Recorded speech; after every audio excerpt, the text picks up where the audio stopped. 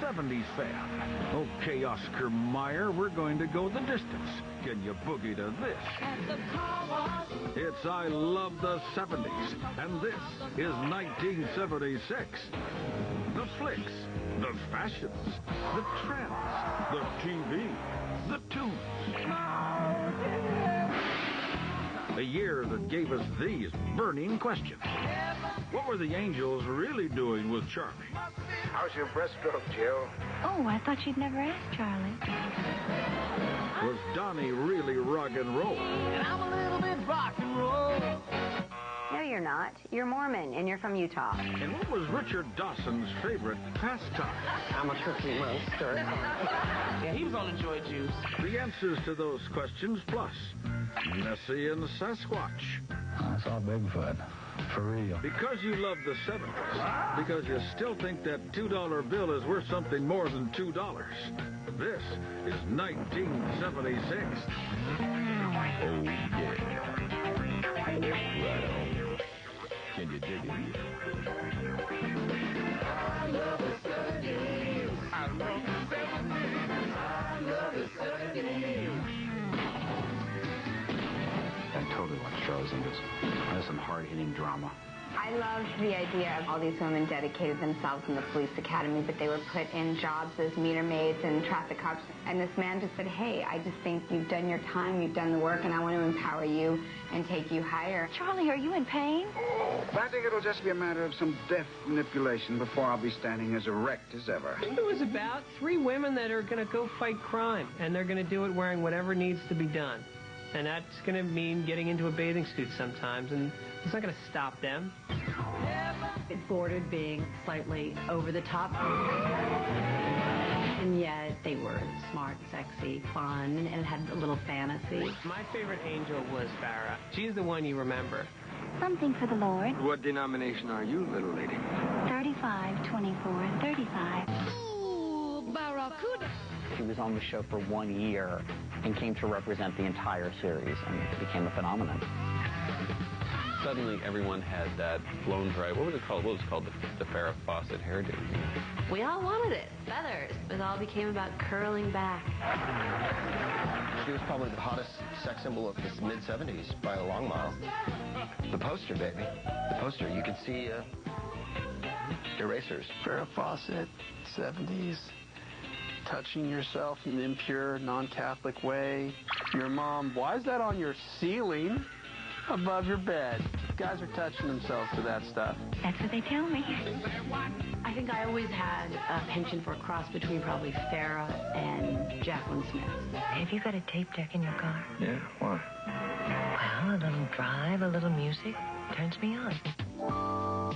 I had Jacqueline Smith stickers all over my bicycle. You betcha. I fancied myself to be like Jacqueline Smith. Yeah. But everyone always thought I should be Sabrina, which was very traumatic for me and upsetting. She's a lady. She was the really smart, brainy one. Not quite so pretty. Kind of maybe on the side. Can I say that? Hi. I've heard about you. Oh, yeah? What'd you hear? It's you good. Watch Charlie's Angels, you figure Charlie and or Bosley is sleeping with 1 or 2 or 3 of the Angels. How's your breaststroke, Jill? Oh, I thought you'd never ask Charlie. And who was this Charlie guy anyway? You never saw him, which was really weird. He was just omnipotent. Amen. It was almost like he was God and Bosley was Jesus. Get around! And they were like the 3 wise men, except that they were really just hot chicks in bathing suits. But at the end, I think they were all doing God's work. Lord, give it, and the Lord take it away. Jive turkey. No offense to our Muslim friends, but for me, going to Mecca was going to see Kiss. The outfits and the explosions and the excitement of their shows. It was phenomenal. It was theatrical. It was like David Bowie, but better. I'm a sergeant in Kiss Army, by the way. I could have been promoted, but I like staying down with the troops. As a 10-year-old kid, you look at those pictures of a guy vomiting blood, and you're like, I can do that? Introducing Kiss Your Face Makeup. You can look like Gene, look like Paul, look like Peter, or look like Ace. Kiss your face and get your act together. Jumping on my bed playing air guitar and dreaming about kissing Ace Frehley, he was mine. I had a crush on Paul Stanley. For me, Gene Simmons, he was the man. If Paul's your favorite, then you're gay. Gene Simmons in the woman department has done pretty good for himself. He claims 4,000 women or so. I know Gene, and I believe it. I think it's double. He's just being modest.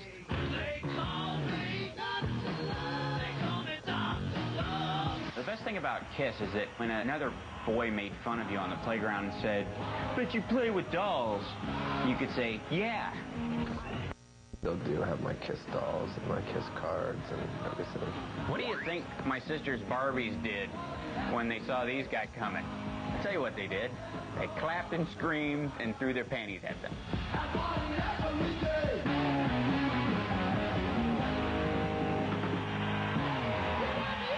I love it. It is time to play the music. It's time to light the lights. It's time to meet the Muppets on the Muppet Show tonight. 76 was a huge year for the Muppets. It was the year the Muppet Show started. Muppet Show was like religious in our house. We watched it all the time. I thought the Muppets were a great idea. They had great musical guests. They had Elton John playing with the Muppets, you know? That's huge. I think he got the idea for all of those crazy costumes from the Muppet Show wardrobe department. We were a little wild and crazy ourselves.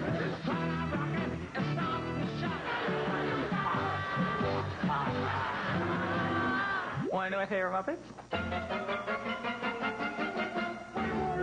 The Swedish chef who would just, be trying to get those chickens into the pot. He's like up there cooking away and he's everybody loved Animal because he'd just freak out and destroy everything. Animal was cool.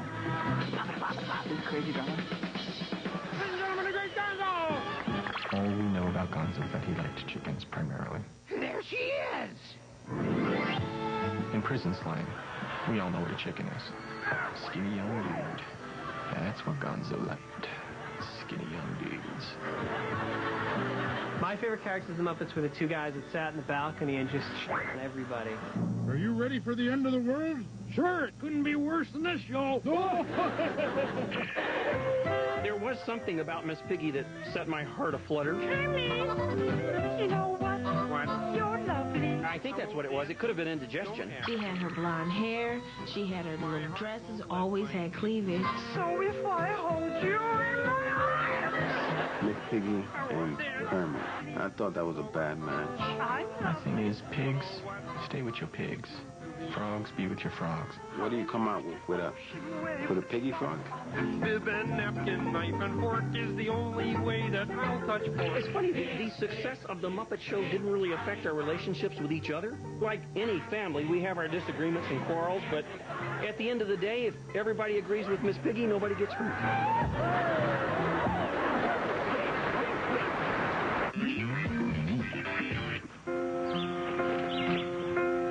I do remember the movie Carrie. Crazy Carrie, crazy Carrie! I think the lesson in that movie was don't pick on the weirdos because they're probably really witches. What Carrie lacked in friends and popularity, she made up for in murderous telekinetic power. It seems like a fair trade-off. The whole, misfit, oddball versus the clique, that dynamic made it very cool. Got a black magic woman. Carrie's mama was a witch. That's what it was.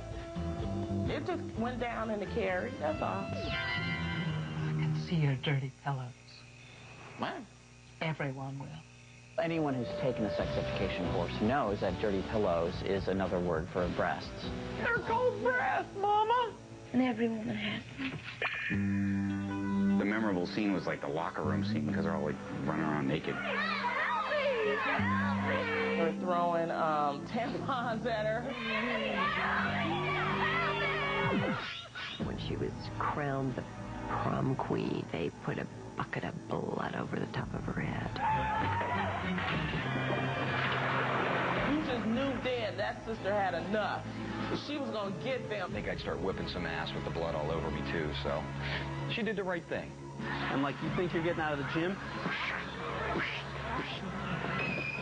I'll look at that door and I'll make it close right now. She just went crazy. So I don't throw tampons at nobody.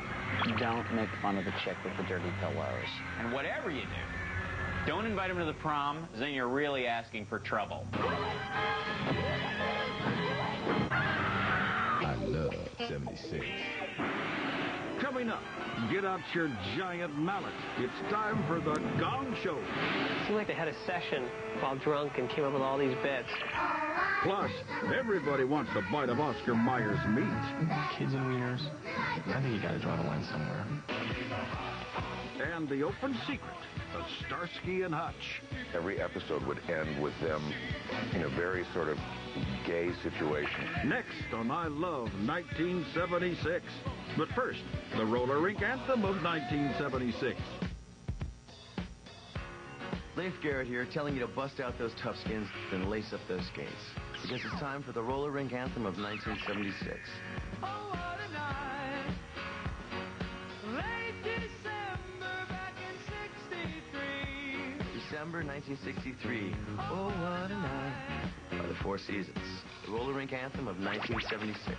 You know I didn't even know her name.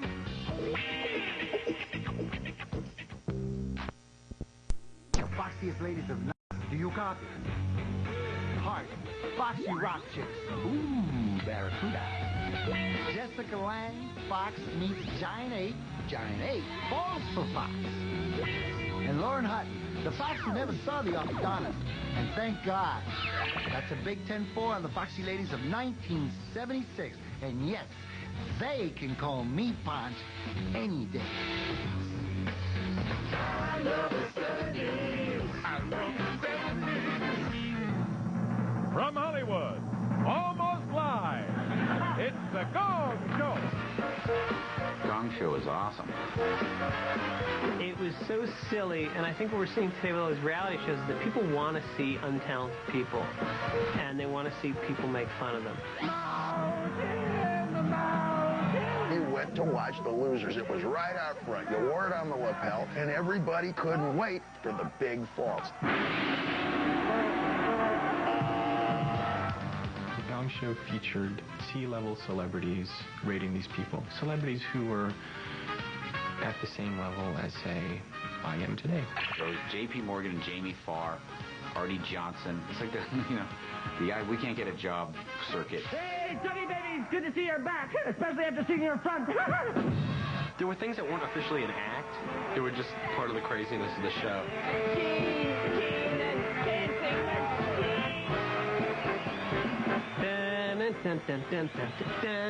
He was a horrible dancer. It was just so odd. It seemed like they had a session while drunk and came up with all these bits, and somehow it all worked. Let's meet a man now who knows one thing in his can, one thing in his...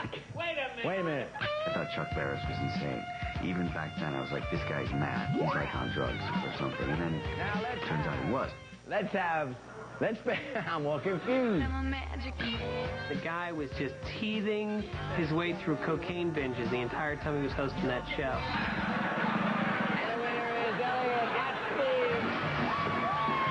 At the end of the show, whoever got the highest score would win the prize. They won like almost nothing. They won that, brought out that big check, and it was like for almost like, what was it, like $100 or something? Here's your check for 5/16/32. Thank you, Stevie Albert. Everybody loves the Gong Show. Bye, y'all.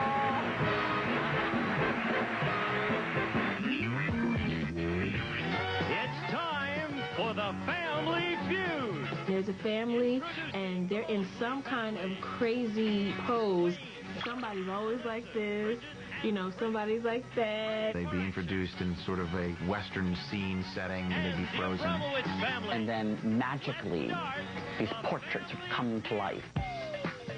Name something you can do with a nose. Something you put in your pants.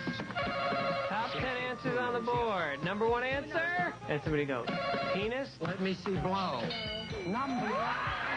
Name a brand of deodorant. Vans. You're at home going, secret. secret? Show me. Family Feud is the show where Richard Dawson makes out with people for half an hour. Melissa is your daughter. I think I'm in love. He's not. Oh, he's gonna kiss Grandma. You don't do it knock more than 80 or oh God. Shirley, I think I'm in love. Thank you. We might have to run away whether you win or not. Richard had a little sauce. Yeah, he was on the Joy Juice. Did you bring any with you? No. Clearly drunk the whole time he was hosting the show. I'm a cookie monster. Respected actor. Speaking. Now he's doing the feud.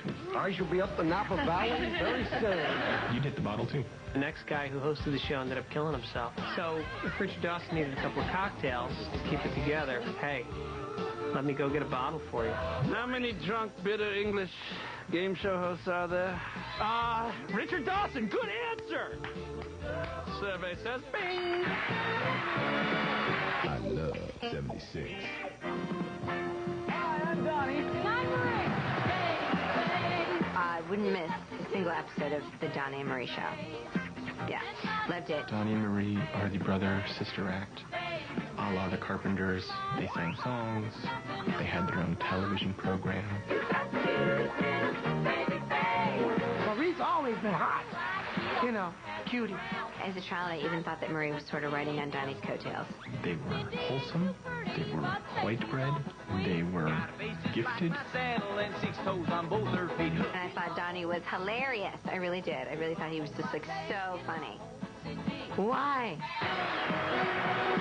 Remember they would do the big ice spectacular? What the was that? Donnie and Marie on ice. Crazy, crazy, crazy. How did they get their teeth so white? Did they sandblast them? I remember watching it thinking these people should be doing Colgate commercials. I'm a little bit country, and I'm a little bit rock and roll. Was Donnie really rock and roll? Come on. I don't think so. I'm a little bit of what in Nashville with a little bit of Motown in my soul. No. He never had any Motown in his soul. Don't know if it's good or bad. Who wrote that for them? I know I love it so. I didn't get it. Didn't get that memo. I'm a little bit rock and roll. No, you're not. You're Mormon, and you're from Utah. Maybe tomorrow. People would think, oh, they're, you know, Donnie Marie is like, they're just goody two-shoes. Well, you know what? Actually, they are. Somehow they made it work. They turned that dynamic into television gold. How they did it? Magic. Good night, everybody.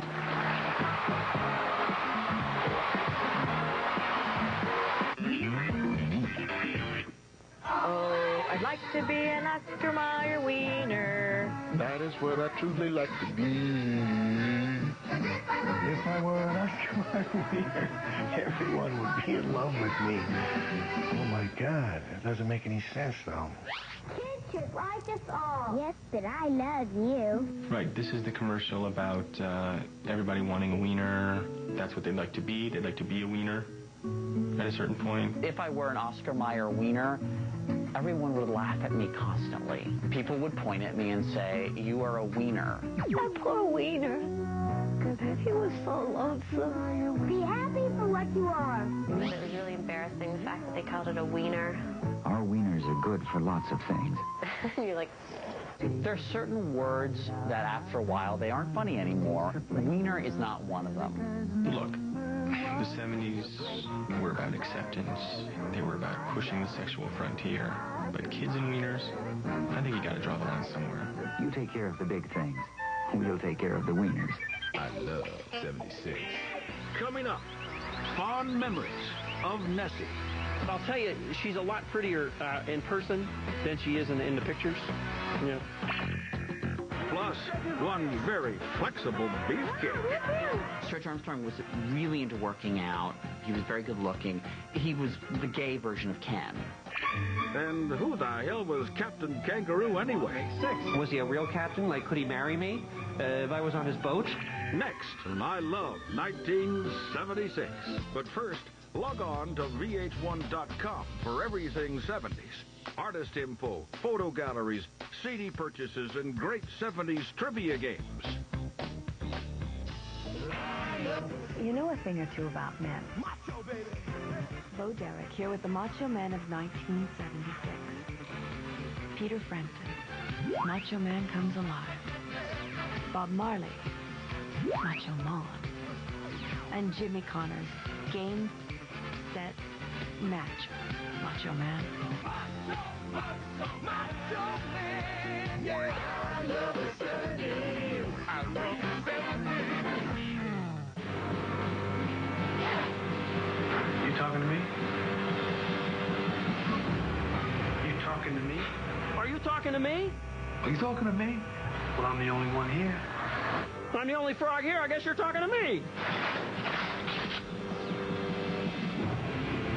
Taxi Driver was the most frightening film of the decade for me. I think De Niro was just really scary. Amazing film. Robert De Niro was absolutely amazing. Travis was a great character in there. Robert De Niro. I actually like Bob very much in that. Travis Bickle is the embodiment of urban alienation. He's out to save the world, or so he thinks. He's obsessed with cleaning.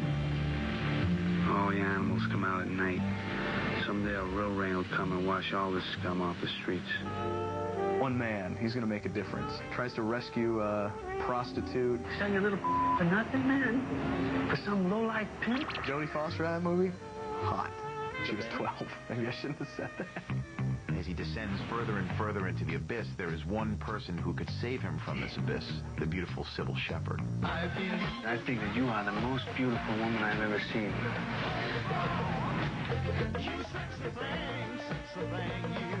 Travis Bickle's a romantic, but he also has a very artsy side to him, so he takes Sybil Shepherd's character to a Swedish film. I don't think it's a Bergman film, but it's a Swedish film. You gotta be kidding. What? This is a dirty movie. It's like a lot of dates that I've had, honestly. You know, you take a girl out for the first time, you take her to a porno movie, and just see where things go from there. She eventually rejects him, and that sets him off into a rage in which he starts shooting everybody. Goes and kills a pimp, and by the end, the whole thing is just a big, bloody, disgusting mess. And he gets away with it at the end, too. That's the best part. Violence and underage prostitution. That's a 70s movie. I love 76. Cops, cool car, solving crimes. Revolutionary show. Hiya, punk. It's us, the good guys. Apparently they were undercover, even though everyone knew who they were. You know what can happen if I'm just seen talking to you two guys. Starsky was Paul Michael Glaser and Hutch was David Soul. They were supposedly had an edge to them, and they were just kind of young, tough cops that worked the streets. My first major crush was Paul Michael Glaser. I just thought he was the hottest thing around. That car was pretty badass. It was a Ford Torino and it had that cool stripe on it. You know, Paul Michael Glaser predominantly drove because they sort of portrayed him as the smarter one, and Where is it? David Soul had to be like shooting from the hip, wild, you know, that loose cannon. Right? They had an informant on the street named Huggy Bear. What do you think I called you for? Not to tell you? He was a pimp snitch, which I think in the hood would probably get your ass beat, if not shot. Nothing more charming than a rat. You know what they say? Huggy Bears is where the elite meet. Yo, what's up, Hutch? Some have been looking for you and Starsky, my man. Well, Huggy, remember we're on network television. Yeah, I'm giving on Antonio Park. The real distinctive thing about the series was every episode would end with them in a very sort of gay situation, sharing this moment together. You know, like they turned off the camera just before they kissed.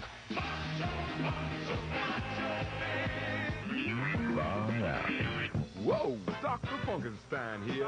And now the doctor goes to work. Dr. J was the bomb. I saw Dr. J do things that I've never seen again in basketball. He was like the John Coltrane of basketball. How could somebody do that? And it was such poetry, you know, watching that guy move. A number of people have asked me about that. You know, do I think of myself in terms of, you know, a ballet dancer? Every now and then I'll see a highlight of Julius Erving jumping 9 feet in the air with the afro. 12 times bigger than mine and his. Now, that thing was just perfect. Dr. J had the best afro in the 70s. A lot of people who watch this are probably young people who have seen Michael Jordan take off from the free throw line. But again, it was the doctor who did that first. When Dr. J came, I just said, this must be it. This is the last stop. I don't even think nobody could take basketball further than this guy.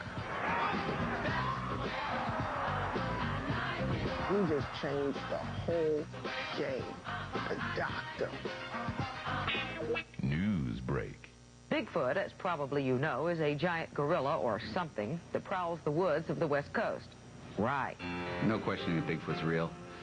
Who could make something like that up? Hey, they're monkeys and they're us. There's got to be something in between. And it was Bigfoot. I saw Bigfoot. For real. Bigfoot scared the bejesus out of me. What was Bigfoot's, threat? Was he going to step on you? What size were his shoes? Bigfoot ain't bothered anyone. There was the one guy who would wear the Bigfoot shoes and run around making fake prints to throw off the other Bigfoot trackers. I was a little pissed about that. You know, all those rumors about Bigfoot and the Loch Ness Monster, none of them are true. I happen to know that because I know them personally. The Loch Ness Monster in Scotland has been hunted, sighted, and maybe photographed by all kinds of expeditions, scientific, frivolous, and just curious. Loch Ness kind of bothered me because of that one shot, and it would just look like bubbles underwater. Like, this shot definitively proves that Nessie exists. I'm like, I don't see anything. All we know is that it was a giant swimming phallic symbol in Scotland. Maybe, okay, I'll give it up for Loch Ness Monster. Could have been a guy's fist. Some guy doing a black power symbol in the middle of the lake. Who cares? Every time I've seen it, it's just like the bottom of an upturned boat, but a little bit more humpy, and it's black. I'll tell you, she's a lot prettier in person than she is in the pictures. Yeah. 8-track classic. Do you feel like we do? Frampton, he really did come alive at that time. Back then, you were issued Frampton Comes Alive at puberty. Remember that album cover? Hello. He was hot. Sexy, long, froey hair.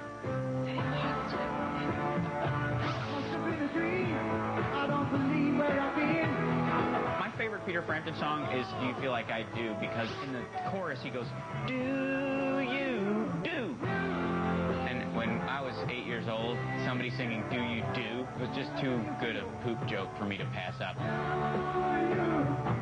They played the song on the radio 24 hours a day. Even the squirrels in the trees were singing, Do You Feel Like I Do?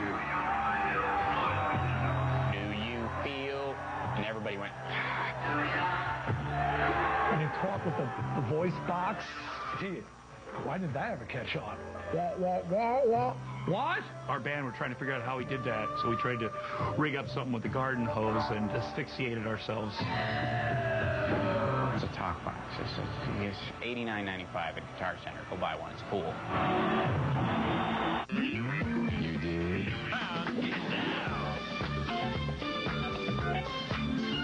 At the car wash, working at the car wash, y'all. That song was incredible, and the movie was hot, too. Celebrate car wash workers. There's a built-in audience right there. All the dudes who work at car washes are going to be like, finally they're going to tell my story. Stand and deliver, honey.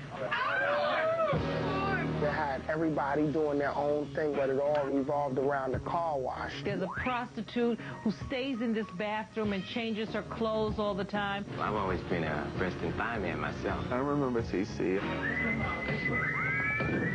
That afro was kind of overstated, though. But he believed in it. He thought he looked good. Hey, you know, somebody around here got to have a little sass. Then you have this one guy who's a Muslim, and he's the angry black man who's tired of working at the car wash. We get a chance to run your white ass, and y'all get a chance to sing We Shall Overcome in Chinese.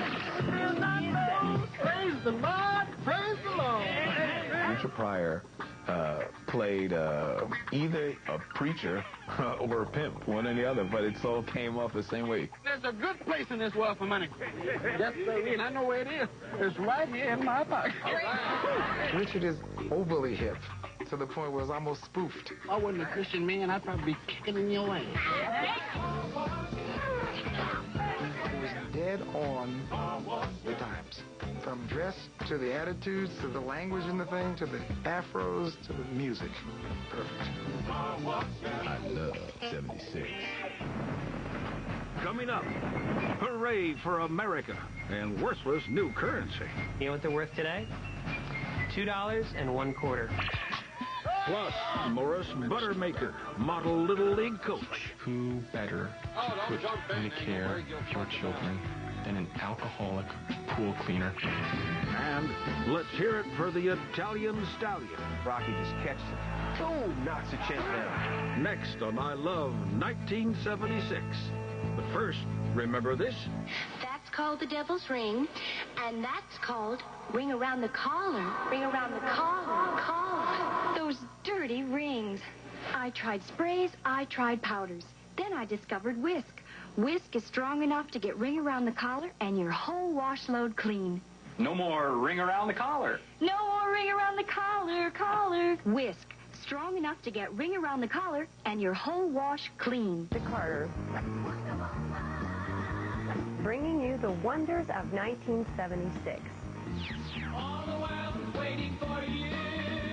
I was so wondrous in 1976. There wasn't much room for other wonders, but we were blessed with Perrier bottled water, I Love New York logo, and one hell of a bicentennial bash. I love the 70s. I love the 70s. Rocky. Oh, boy. Well, what a hit that was, huh? I remember the first time I saw it. We came out of that theater, man, and we were just so pumped up. Rocky is basically a story of down and out, unknown boxer getting a shot at the title. I love the scene in the meat locker where he's training. I worked at a meat packing plant back then, you know, so I'd go into the Hormel and pound some meat, then I'd go home and pound some more meat. But anyway, the one mind-blowing scene that just made everybody go, ugh, was when he popped those eggs in him. I remember I got raw eggs. I drank them down, and I thought it was going to help me get in shape and stuff. And after I threw up, you know, I decided, well, maybe I better leave that up to Stallone. Like to this day, you know, whenever there's a huge flight of steps, I have to do that. And there's the bell. Fight starts, you know, and Apollo's like, just like peppering Rocky, and Rocky just coming ahead, and then Rocky just catches him. Boom! Knocks the champ down. It just really got you going, got you up. And the combination of the beating that he took, and then when they had to slash his eyes. Come here, Mick. Cut me, Mick! This young punk from the streets of Philadelphia went the distance. Have you ever gone the distance? I think not. Adrian!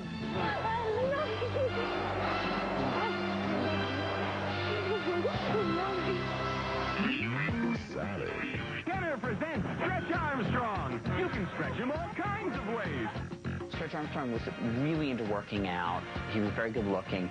He was the gay version of Ken.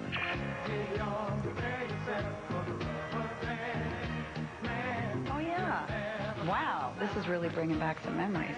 You can stretch his arms. Just remember him, that you could pull his arms. Super. Yeah. You can stretch his legs. I couldn't afford it. The only thing, I play with myself. And you just pull it, and then go back into place. Stretch Armstrong. You get Stretch would come out of the wrapper. You and your brother would pull Stretch well past his tolerance. It was like the coolest thing in the world. Wrap him up in a ball, tie his arms together. He'd come back to his original, bulky, blonde, perfect shape. You can do all these things with him. Of course, it appealed to boys mainly, because at a certain age they discovered that their scrotum can stretch and stretch and stretch. That was essentially the principle behind Stretch Armstrong. Stretch Armstrong. As soon as you had Stretch as far out as he could possibly go, then somebody would go get the scissors to see what was inside of him, and that was the end of that. I had like 3 of them because I kept cutting them up to see what he was made out of. If you punctured Stretch Armstrong, a viscous sort of jelly would ooze out of him. Stretch Armstrong was fun. But those are toys that are fun for 15 minutes. And then you want to see what it's like when you put a firecracker up Stretch Armstrong's ass. I don't think anybody owned a Stretch Armstrong longer than an hour. Stretch got up early. I love 76. Captain Kangaroo? Sure. I was a fan of the Captain. We watched that every week. You're terrific. 5 and 1 makes 6. Yeah, that's fun. Yeah, it's really fun. With Captain Kangaroo, we see for the first time after the humiliation of Vietnam, the resurgence of the armed forces. And it begins with the militarization of children's television. I don't know why it was so Captain Kangaroo. I never saw a kangaroo. Was he a real captain? Like, could he marry me if I was on his boat? Maybe he came from a rich tradition of seagoers. Maybe he served in combat in some way, and he came back and he just wanted to enrich the lives of children across the world. Captain Kangaroo to this day confuses me. I don't really know what he was doing. Was he on a farm? He wore funny outfits like Colonel Sanders. I used to get him mixed up with Colonel Sanders. He looked like a walrus. As I recall, kind of walrusy, didn't he? He had a red suit and the gray hair. You know, it's funny, when I think back about these children entertainers, the whole thing's kind of creepy. I guess, Mr. Green Jeans, we ought to leave Bunny Rabbit alone. Watching him, I could use my imagination as what he would do after the show. And I always thought of him going to, like, strip joints and drinking a fifth of Jack Daniels with a bunch of his buddies, you know, and be like, okay, boys and girls, and then it's a wrap. Get me a drink, damn it. Oh, no, you don't, Bunny Rabbit. I think he's dead. He's not dead. He's... Family Bears is amazing because it's such a good movie. Walter Matthau is the washed-up drunk who came out of the bottle, if you will, to manage a team of young players who really weren't any good. Who better to put in the care of your children than an alcoholic pool cleaner? You're not supposed to have open liquor in the car. It's against the law. So is murder, Engelberg. Now put that back before you get me into real trouble. I think that the character I related to was Lepus, the booger-eating spaz. Does that booger-eating spaz make me want to puke? One kid, Tanner, is so foul-mouthed. I don't want you to say it now because you just bleep it anyway. So we got on this thing was a bunch of pansies. Tanner's like the little kid. He'd always get pissed and storm off the field. He would just be like, what? Bitch? I don't think I like the country. Then, of course, there was Kelly Lee. The baseball you guys play is for old farts who don't have anything better to do with themselves. The bad boy motorcycle riding degenerate, but he could swing a mean stick. I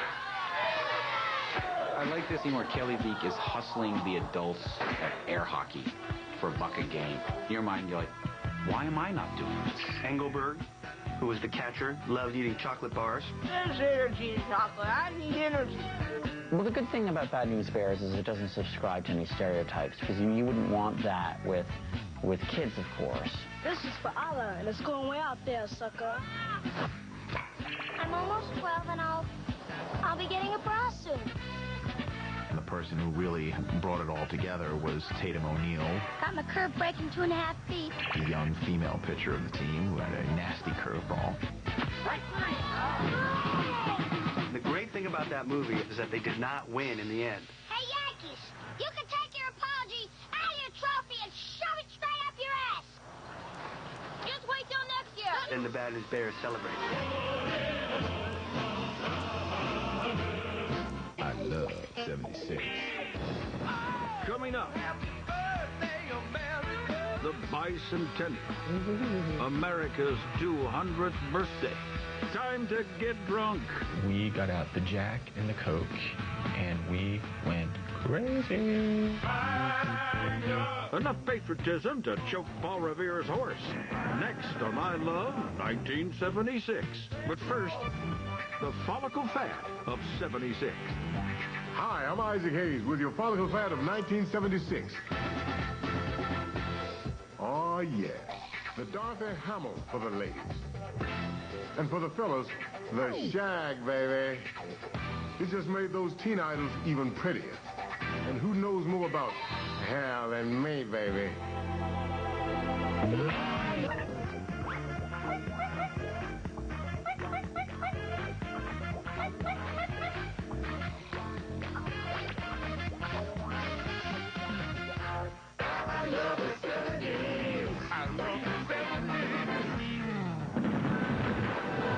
Ah, yes, the bicentennial, celebrating our flag and our country, red, white, and blue, and in my case, green. Yeah.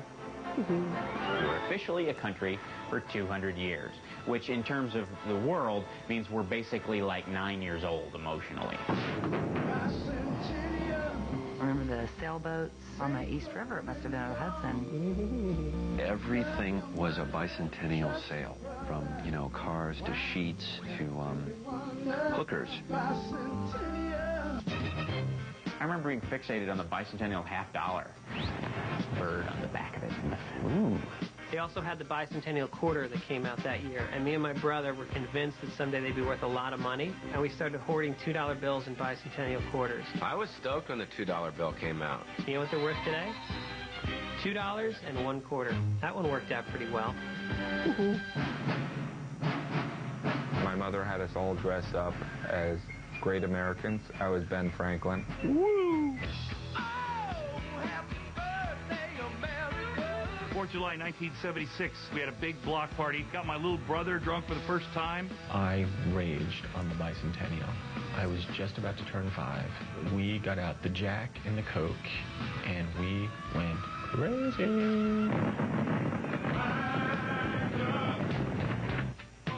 Normally we like 4th of July, but this year really is going to mean something because it's 200 years. Big ending.